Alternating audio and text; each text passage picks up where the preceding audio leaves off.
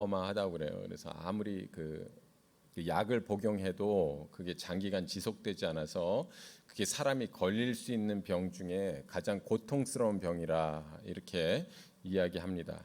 그리고 뭐 치매도 있고요. 암, 또 오래전부터 우리가 알고 있는 뭐 에이즈, 당뇨병, 고혈압 등등 이런 여러 가지 병들이 있습니다. 보통 이제 암에 걸렸다라는 이야기를 들으면 사람들이 굉장히 좌절하고 절망하지 않아요?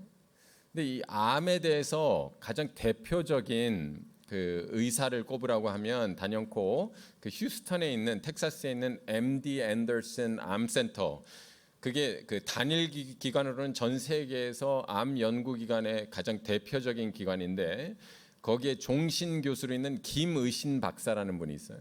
그래서 전 세계에서 세계 가장 명의로 이렇게 두 차례나 뽑혔던 암 전문가인데 이분하고 그 인터뷰하는 것을 볼 기회가 있었습니다. 그래서 암에 대해서 이제 구체적으로 물었죠. 그랬더니 이분이 뭐라고 얘기하냐면 암 치료가 많이 발달하긴 했지만 근본적으로 우리는 암이라는 병을 아직까지 극복할 수는 없습니다. 그렇게 이야기하는 것을 들었습니다. 그만큼 무서운 병이 암이에요. 누구도 장담할 수 없는 병입니다. 이런 주변에 많은 병들이 있는데 놀라운 것은 그것들보다 더 중한 병이 하나 더 있다는 사실이에요. 모든 병의 근원이 되며 결국 이것 때문에 생사의 기로에 서게 되는 것, 그것은 바로 마음의 병입니다. 마음의 병.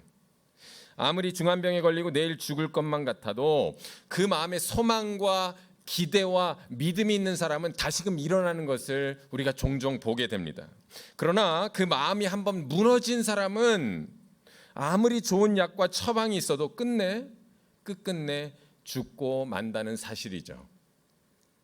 제가 그 청년들을 가끔 상담할 기회가 있는데 한 번은 어떤 청년이 찾아와서 정말 죽고 싶다 이렇게 이야기를 해서 사뭇 놀랐어요.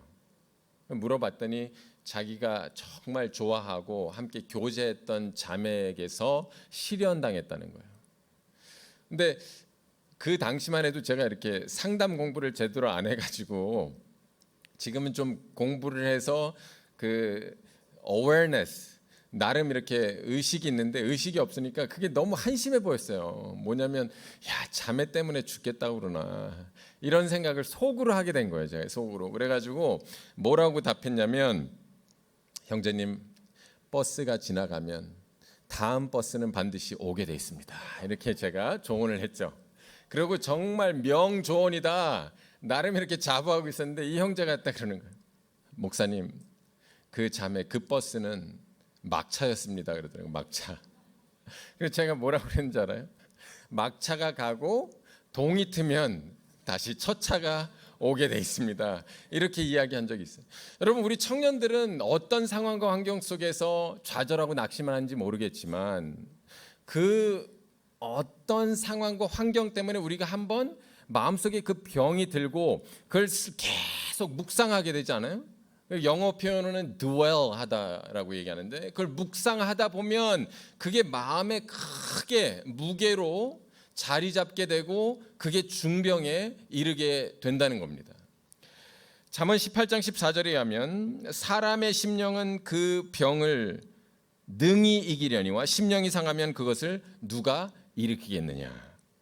영어로는 이렇게 기록하고 있어요. A man's spirit sustains him in sickness, but a crushed spirit who can bear. 그래서 사람의 심령이 상한 것을 crushed spirit, 아예 무너진 영이다라고 표현하는 거죠. 사람이 병이 들어도 정신력으로 이길 수 있다는 거예요. 그런데 그 심령마저도 상하면 이걸 근본적으로 고칠 수 있는 방법이 없다는 겁니다. 그래서 기독교 철학자 중에 유명한 키에르케고르는 그의 책 죽음에 이르는 병에서 죽음에 이르는 병은 바로 절망, 낙심이다라고 표현하고 있어요.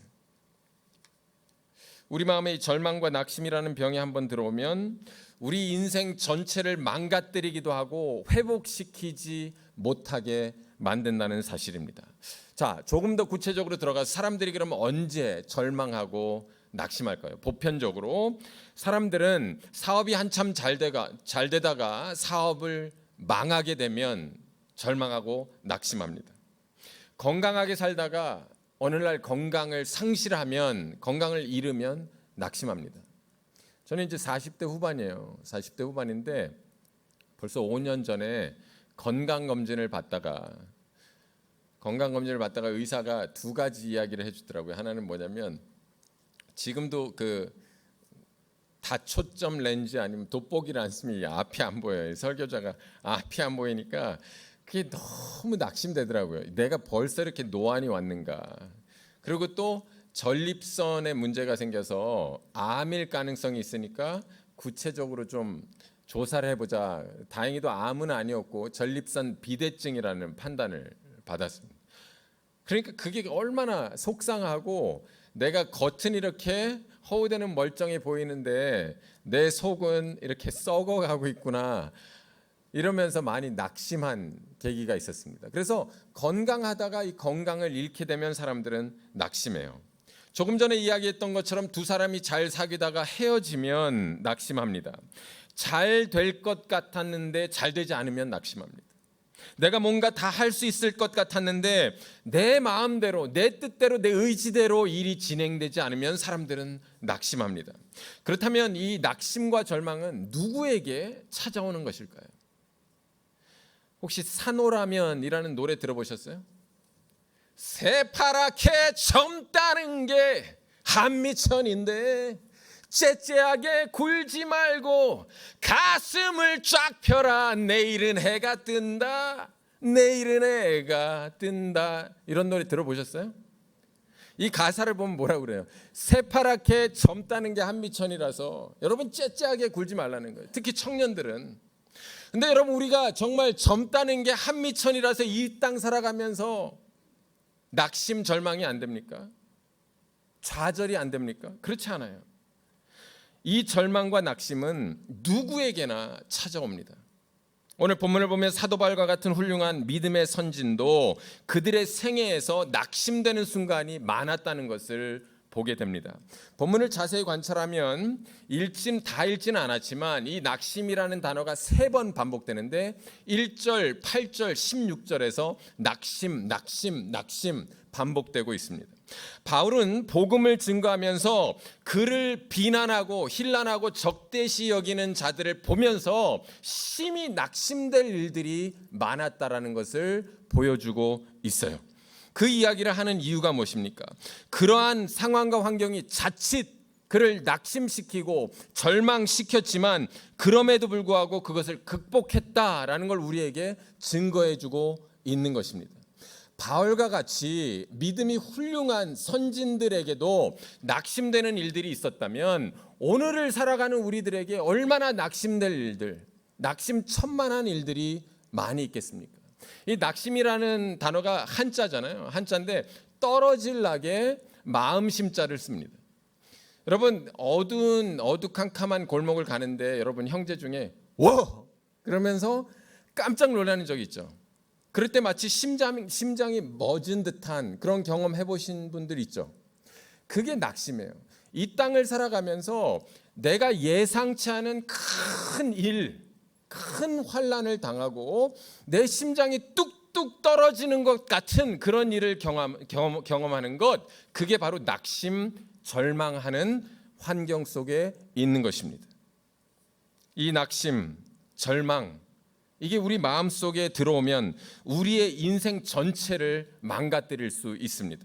우리로 하여금 다시금 일어서지 못하게 하는데, 그래서 우리의 인생이 비참하게 끝날 수 있도록 만드는데, 우리에게는 언제나 찾아올 수 있는 낙심, 절망이라는 것을 우리는 어떻게 이길 수 있느냐, 그게 오늘 말씀의 주제입니다.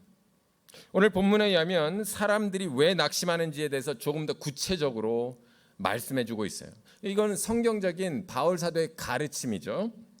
첫 번째, 사람들이 낙심하는 이유는 자신의 존재 가치를 잃어버리기 때문입니다. 16절 말씀을 보면 겉사람은 후패해 간다 라고 기록하고 있어요. 겉사람은 후패하나.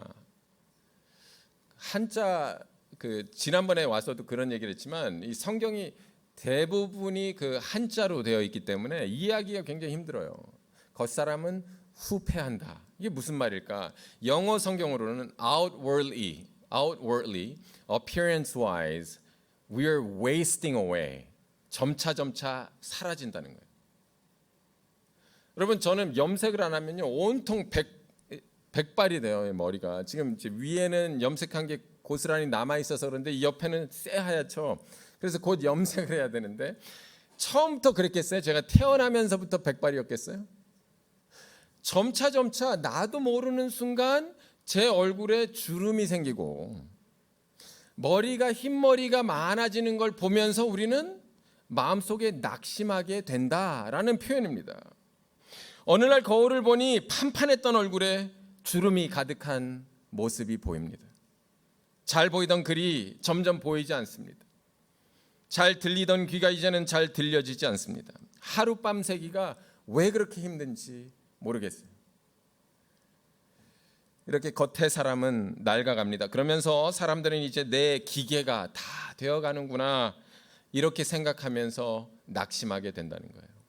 전도서 말씀의 이 부분에 대해서 굉장히 재미있게 표현하고 있는데 12장 3절부터 5절 그런 날에는 집을 지키는 자들이 떨 것이며 힘 있는 자들이 구부러질 것이며 맷돌질하는 자들이 적음으로 그칠 것이며 창들로 내어다보는 자가 어두워질 것이며 길거리 문들이 닫혀질 것이며 맷돌 소리가 적어질 것이며 새 소리를 인하여 일어날 것이며 이 그런 날에는 어떤 날이냐면 죽음이 가까운 날에는 그런 거예요.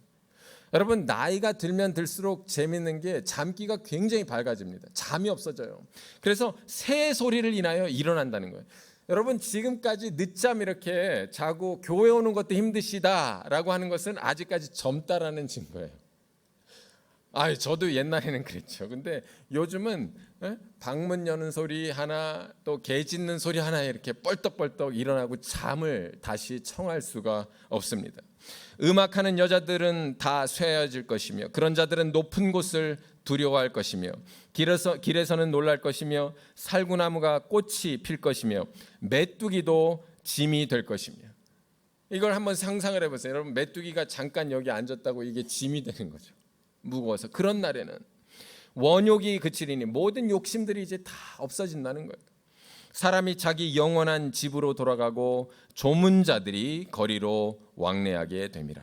이런 날에 그들은 인생이 공고하다고 말합니다. 그리고 우리는 낙심된다라고 표현하는 것입니다. 왜냐하면 더 이상 나를 필요로 하는 곳들이 없기 때문이죠. 두 번째, 성경에서 낙심하는 이유에 대해서 17절 말씀에 의하면 지금 당하고 있는 환난 때문이다 이렇게 설명하고 있어요. 고통스러운 일들을 당하며 어려운 일들이 밀려오고 괴로운 일들이 2중 3중으로 겹쳐져 다가올 때 내 힘으로 어쩔 수 없다라고 생각할 때 사람들은 낙심, 절망한다는 사실입니다.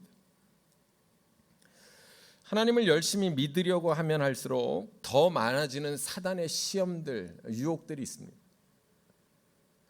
교회 목회자는 목회를 하나님 방법대로 해보겠다고 하는데 여러 가지 장애물을 경험할 때가 있어요. 그럴 때 사람들 낙심하는 거죠. 내가 열심히 기도했지만 응답이 속히 오지 않을 때 사람들 낙심합니다. 우리의 믿음을 뒤흔들어 놓는 환난과 핍박들로 인해 성도들은 낙심하게 됩니다. 아주 신실한 신앙인 여성입니다. 남편과 자식에게 늘 본보기가 되는 삶을 살았어요. 그런데 척수암으로 시한부 판정을 받습니다. 살아보려고 안간힘을 다 쓰고 있는 시기에 남편은 그런 환자 아내를 돌보다가 바람이 났어요. 이제 죽음을 1년도 앞두지 않은 상태에서 이혼을 강요당합니다. 도무지 하나님은 왜 이러한 고통과 어려움을 주시느냐, 이런 고민 가운데 있는 사람을 보았어요. 여러분 이럴 때 사람들은 낙심하죠. 환난과 핍박 속에서. 마지막으로 사람들이 낙심하는 이유는 보이는 것들이 사라지기 때문입니다. 세상에는 그 눈에 보이는 것이 전부라고 믿고 따르는 사람들이 많이 있어요. 그런데 이 눈에 보이는 것이 전부라고 믿는 사람들은 그 보이는 것이 사라지는 그 순간 낙심하고 절망하게 된다는 것입니다.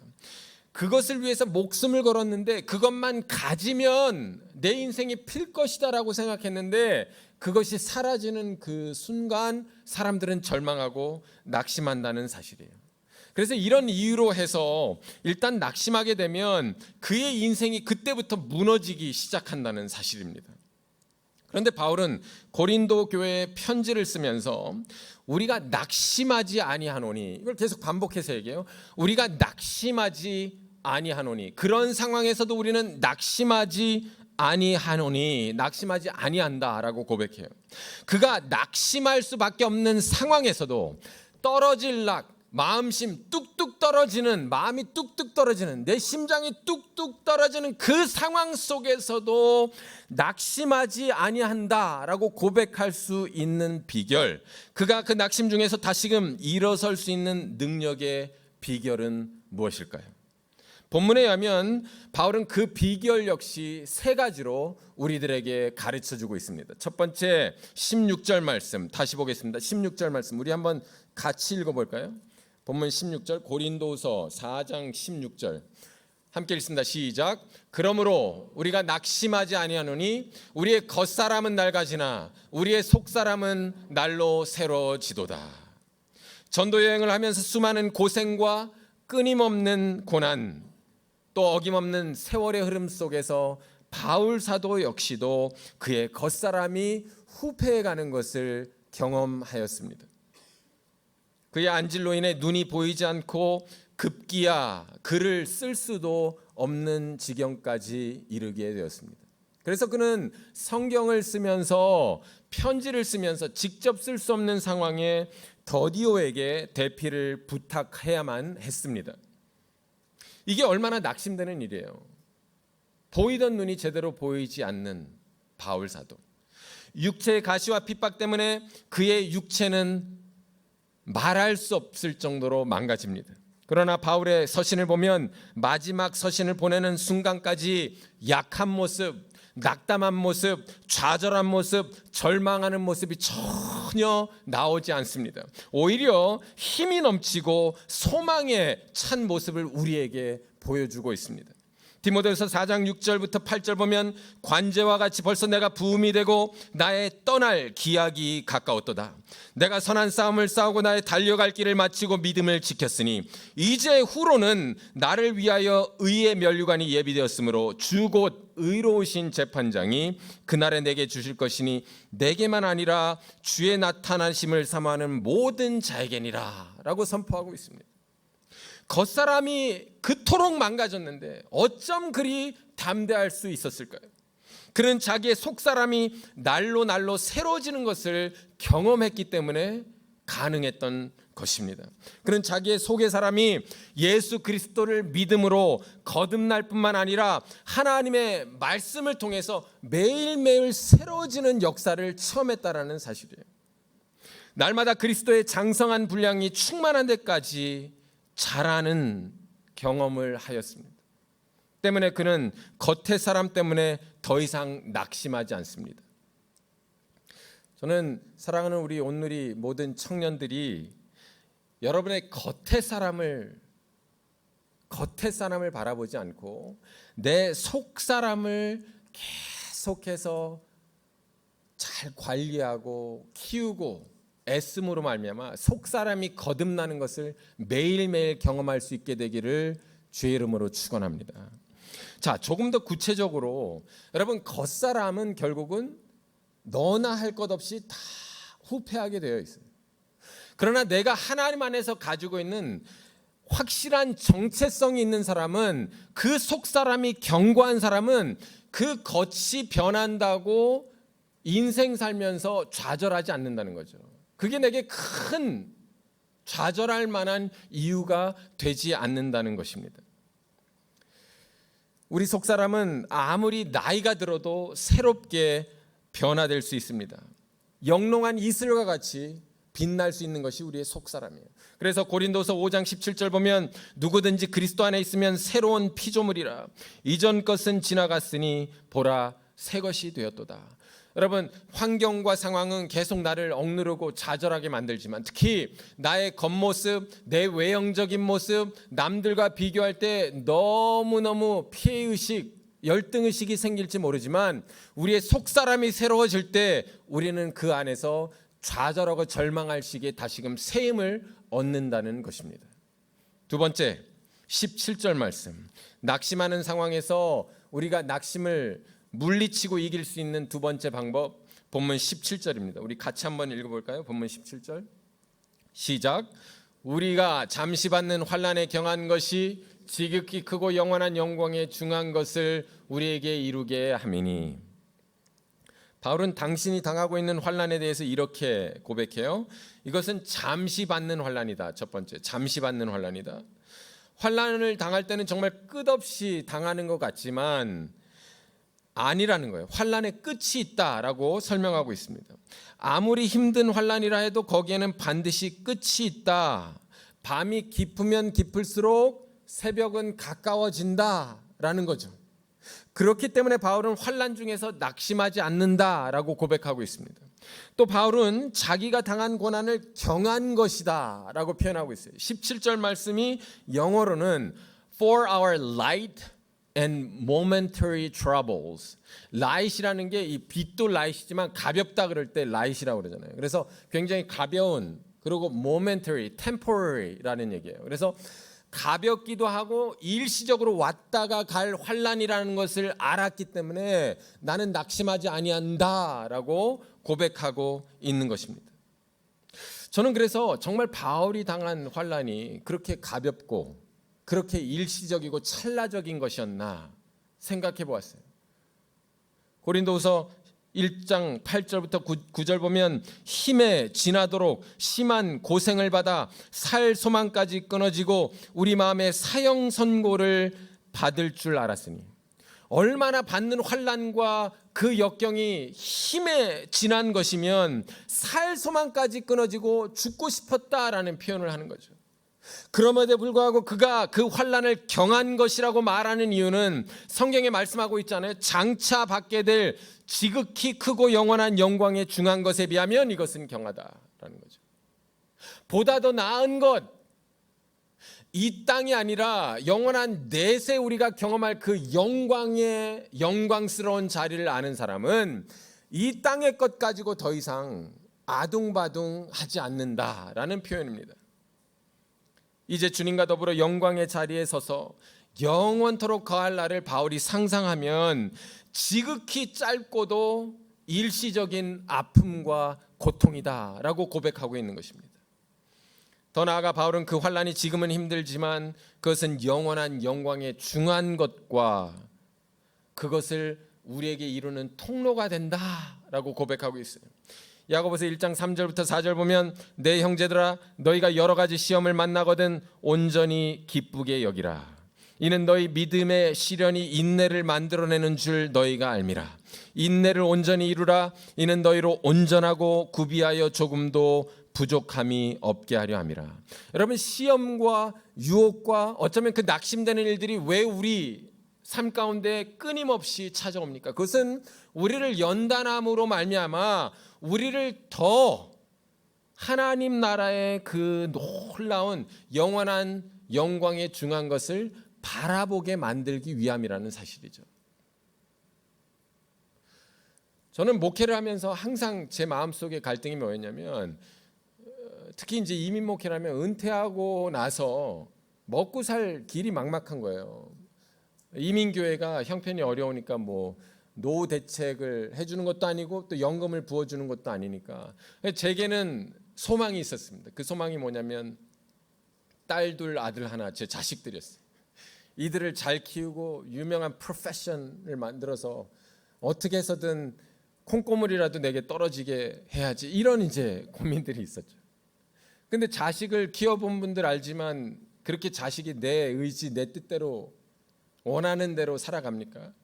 그리고 또 걔네들이 그런 능력이 된다고 해서 또 부모에게 이렇게 도움을 준다라는 확신을 가질 수가 없잖아요. 여러분, 우리가 세상을 계속해서 이렇게 집중해서 앞서 말씀드린 것처럼 드웰 하다 보면 결국은 그런 식으로 생각을 계속 꼬리에 꼬리를 물어서 절망하고 낙심하고 이렇게 만드는데, 그 모든 것들이 사실은 잠깐 왔다가 사라지는 것이고, 우리가 이 땅을 살아가는 참다운 목적을 깨닫는 것, 그러면 이 낙심에서 자유로워질 수 있다는 것입니다. 바울은 이 환난의 비밀을 알았기 때문에 낙심할 수밖에 없는 상황에서도 낙심하지 않고 오히려 능력의 모습을 보여줍니다. 환난 중에 있는 성도 여러분이 있습니까? 낙심하지 마십시오. 이 환난을 통해서 오히려 여러분을 더 능력 있는 삶으로 하나님께서는 이끌어 주시고자 하는 의도가 있습니다. 마지막으로 바울의 능력의 비결은 18절 말씀, 우리 한번 같이 보죠. 18절 말씀 시작. 우리가 주목하는 것은 보이는 것이 아니요 보이지 않는 것이니 보이는 것은 잠깐이요 보이지 않는 것은 영원함이라. 바울은 눈에 보이지 않는 영원한 것을 보았기 때문에 낙심을 이길 수 있었다 고백합니다. 눈으로 보이지 않는 그 세계, 우리의 눈으로 바라볼 수 없는, 우리의 육체적 눈으로 바라볼 수 없는 그 세계를 믿음으로 본 사람은 이 눈으로 보이는 것 때문에 낙심하지 않는다는 거죠. 이것이 능력의 비결입니다. 여기에서 돌아본다 그랬어요. 우리의 돌아보는 것은 잠깐이요, 뭐 이렇게 얘기해요. 돌아본다라는 말은 주목한다, 그 바라본 것을 소망한다라는 원어의 의미가 있습니다. 내 인생이 무엇을 주목하고 무엇을 바라보고 있느냐에 따라서 우리의 인생이 완전히 달라집니다. 내가 이 땅에서 한번 잘 먹고 잘 살아봐야지, 사람들 앞에서 성공했다라는 이야기를 들어야지, 그걸 바라보고 사는 사람은 눈에 보이는 것이 점차 사라지는 그 순간 절망하고 낙심할 수밖에 없다는 거죠. 여러분, 한국 교회의 가장 큰 문제점은 소위 이야기하는 기복신앙, 영어로는 prosperity theology라고 하는데, 이 기복신앙 때문에 내세신앙을 말하지만 사실은 우리의 모든 기도하고 교회를 다니고 신앙생활을 하는 모든 포커스가 다 이 땅에서 잘 먹고 잘 사는 데 맞춰져 있어요. 그러다 보니까 가시적인 게 뭔가 보이지 않으면 신앙마저도 흔들리는 경험을 많이 하게 된다는 사실이죠. 정말 내세를 사모하는 사람은 이 세상에 그렇게 미련이 없습니다. 세상에 이렇게 미련을 둘 수가 없어요. 우리는 내세 신앙을 가지고 있다고 말하지만 얼마나 이 세상 것에 집착하고 세상 눈에 보이는 것으로 인해 흔들리는 삶을 사는지 나 자신을 돌아봐야 할 것입니다. 요한복음 3장 3절 보면 예수께서 대답하여 가라사대 진실로 진실로 내게 이르노니 사람이 거듭나지 아니하면 하나님 나라를 볼 수 없느니라. 사람이 거듭나지 아니하면 하나님 나라를 볼 수 없느니라. 여러분, 우리가 교회 이야기를 이야기하는데 교회라는 단어가 성경에는 많이 기록되어 있지 않습니다. 사실. 교회하고 일맥상통하는 단어가 바로 하나님 나라예요. 하나님 나라. 근데 이 하나님 나라를 어떻게 하면 본다고 그랬어요? 거듭나면 보는 거죠. 우리가 그 중생 체험이 있고 거듭남의 체험이 있으면 이제 하나님 나라를 보는 거예요. 거듭난 사람은 하나님 나라를 보았다라고 기록하고 있습니다. 더 나아가서 하나님 나라의 영광과 존귀를 본 사람은 이제 세상에서 보여지는 것으로 더 이상 흔들리지 않는다는 거예요. 오늘 본문의 바울은 내가 주목하고 바라보는 그것이 한 가지 있다. 그것은 이 세상에 보이는 잠깐의 것이 아니라 보이지 않는 영원한 것이다 라고 고백하고 있는 것입니다. 보이지 않는 영원한 것을 믿음으로 한번 본 사람은 더 이상 세상 때문에, 보이는 세상 때문에, 보이는 환경 때문에, 보이는 조건 때문에 낙심하지 않을 수 있다는 거죠. 이것이 능력의 비결입니다. 이야기 하나만 하고 마칠 텐데요. 여러분, 기독교계 굉장히 유명한 그 저자, 특히 이제 고통, 고난, 핍박 이런 부분에 대해서 전문적으로 책을 쓴 분이 한 분 계세요. 누가 떠오르세요? 미국에 있는 분인데 필립 얀시 들어보셨어요? 필립 얀시. 이분이 쓴 책들이 뭐 한 권 이렇게 내면 그냥 뭐 바로 밀리언셀러가 되고 굉장히 유명한 저자인데, 이분이 지난 2004년에 큰 차 사고를 당했습니다. 포드 익스플로러라는 차를 타고 그 콜로라도 산맥으로 올라가다가 이게 3바퀴 반을 굴렀어요. 그리고 나서 뭐 앰뷸런스가 동원되고 또 산맥이니까 뭐 헬기가 동원되고 이래가지고 이분을 가까운 병원으로 옮겼는데, 놀랍게도 그 병원에서 이제 기본적으로 CT, Computerized Scan이라고 그러죠. CT 촬영을 하자마자 뭐라고 얘기하냐면 이 척추, 경추 뼈가 지금 부러졌는데, 이 경추와 척추는 아시는 분 아시겠지만 각종 신경계하고 이 혈관이 이렇게 막 묶여져 있거든요. 근데 그 결과를 보니까 뼈가 부러졌는데 뇌에 이렇게 연결된 혈관을 건든 것 같다는 거예요. 그래서 죄송하지만 조금 더 전문적으로 검진을 받아야 되겠지만, 저희가 볼 때는 앞으로 한 9시, 만약 이게 혈관을 건드렸다면 9시간 정도 뒤에 당신이 의식을 잃고 생명을 잃게 됩니다. 이렇게 이야기했다는 거죠.